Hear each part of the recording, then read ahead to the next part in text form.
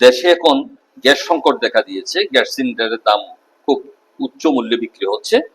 আমি কিন্তু পূর্ব থেকেই প্রস্তুতি নিয়েছি, গ্যাস সিলিন্ডার ব্যবহার করি না, আমি ইন্ডাকশন কুকার ব্যবহার করি। এখানে যদি এরকম স্টিলের পাত্র ব্যবহার করা হয় তাহলে খুব দ্রুত গরম হয়ে যায়। হ্যাঁ, এই যে দেওয়া মাত্র এটা গরম হয়ে গেছে, আমি এটা বন্ধ করে দিলাম। নেক্সট আমি এই ইন্ডাকশন কুকার ব্যবহার করি তরকারি রান্নার জন্য, এখানে এই ডেক্সি ব্যবহার করা হয়।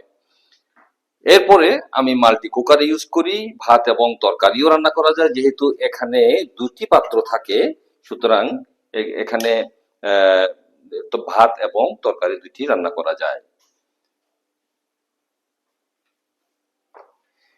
এই তিনটি ইকুইপমেন্ট ব্যবহার করতে গিয়ে আমার প্রতি মাসে ইলেকট্রিক বিল আসে মাত্র ১,০০০ টাকা।